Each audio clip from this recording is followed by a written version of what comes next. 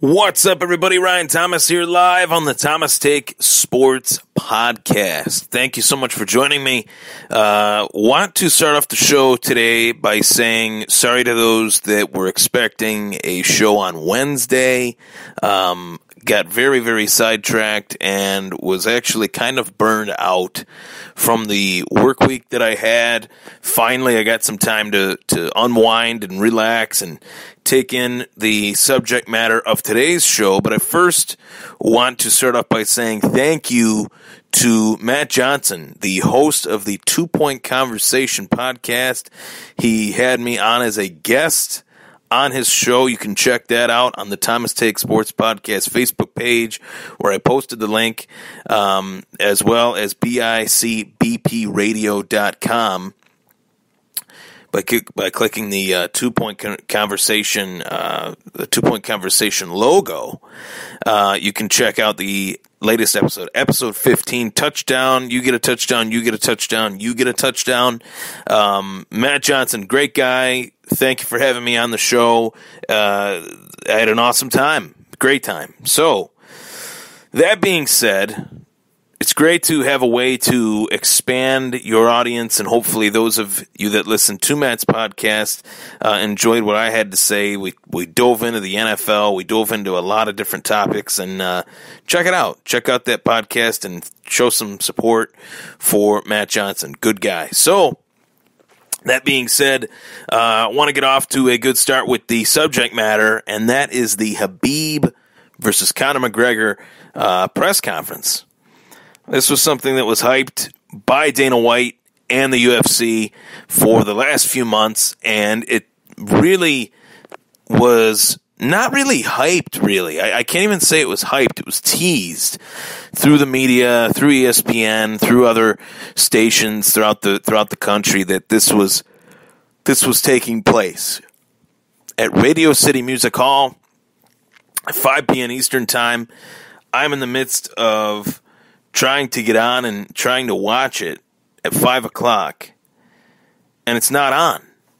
5:30, it's not on. 5:45, it's not on. 5:50, it's on. When the UFC says that a press conference is starting at 5, it better damn well be starting at 5. This company was bought for $4.25 billion. I would expect the press conference to start at the right time. So you can tell that we're already off to a bad start here. That my opinion on the press conference is not positive. I will, lay out some of the positives that I have in regards to this podcast, in regards to this press conference on this podcast. I will lay out some of the positives, but the positives are very few and far between. I thought that the press conference should have started when they said it would start. I think that's ridiculous. Completely ridiculous. Regardless of whatever was going on, someone was late. Oh, gee, I wonder who that was. Conor McGregor was late or whatever. But I thought the press conference itself was very expected. I expected to see what I was going to see. So there wasn't really anything that shocked me. Conor McGregor shows up with his 2 belts. He portrays this as this is his first title fight. He portrays this as Khabib has the fake belt. There wasn't really anything that Conor was doing trash talk-wise that hadn't essentially been done before. Talking about the bus incident, how Khabib came off the bus, Khabib was dead, that he would have been in a box somewhere. I think talking about the bus incident is warranted because it helps promote the fight.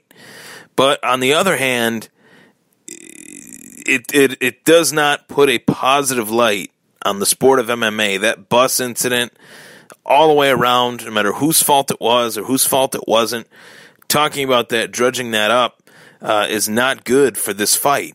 It will not help this fight. It will actually hurt this fight, because the end result will be revolved around, casual fans and fans that are new fans of the sport will be like, well, this is what would have if Conor wins, they'll say, well, this is what would have happened anyway if it wasn't for the bus. It's ridiculous. I don't care to hear about this bus incident anymore. I don't like really talking about it because I think that it's it was despicable, to be quite honest, whether it was forced or whether it was rehearsed, as some people have stated.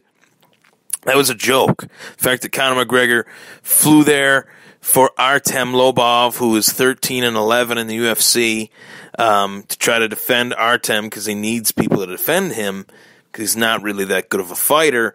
That is, that's just old news. I wanted to hear them talk about what they were going to do to each other in the fight, which both of them did from time to time. But overall, I thought throughout the years of Conor's press conferences, I thought that this was the worst one, because I thought his quips were very well rehearsed. They didn't really feel authentic, and then there were moments where it seemed as if he was ad-libbing. He was trying far too hard. Meanwhile, Khabib was just pretty much sitting there wondering, what the heck was going on.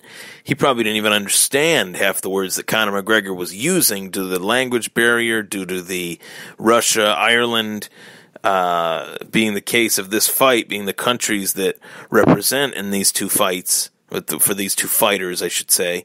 I just felt like it was so overblown and so stale to talk about the bus incident and to use the same rehearsed quips that it seems like Conor McGregor has used for the last, 5 years now. There's another layer to this as well that I want to expose for the fight fans as to why I feel like Conor McGregor's promotion tactics have gone a little bit stale. Number one, he hasn't been around in 2 years. Anytime a fighter takes a 2-year break, it takes a lot for him to get back in the mix. I point to George St. Pierre all the time. He took a 4-year break, and the UFC used as a marketing excuse that they would have to reintroduce George St. Pierre to some of their new fans, which they did with a documentary that led up to the Michael Bisping fight. Now, that's not the same case for Conor McGregor. Everybody knows who Conor McGregor is. He's the biggest star the UFC's ever had. He's one of the biggest stars in the world, period. Mainly, though, the reason why he is that big of a star is because he was able to cross over in 2 different worlds. The Mayweather-McGregor fight. That fight featured a world tour of promotion of epic proportions where Floyd and Conor traveled the globe talking smack towards each other. And that smack talk, which was very entertaining, highly accepted by every culture, every community, every man or woman enjoyed that. For there were some people that didn't, but, most diehard fight fans did enjoy that, I would say. But when Conor came up short in that fight, in the fashion that he came up short in that fight, the 10th round, TKO, that led everybody to be like, well, is this trash talk really for real? Is this guy for real? Well, he's for real in MMA, that's for sure, because myself, and I have predicted against him on 2 separate occasions. Actually, 3 separate occasions. All 3 of which I was wrong. I thought he would have a tough time against... Actually, no, I thought he'd beat Aldo. Yeah, I do remember calling that one. I thought he'd beat Aldo. Didn't think he'd beat Nate. Didn't think he'd beat Nate in the second fight. So I was 1 for 2 in that one. And I did think Eddie Alvarez was a very tough matchup for him. So I'm not going to judge a book by its cover in this one, but I do think on the surface of things that this is the toughest fight of Conor McGregor's career. So to take this 2-year hiatus, to have this contract battle with the UFC, a contract negotiation with the UFC, it hasn't done either party favors, and hasn't done either party any favors. So they needed Conor to come back.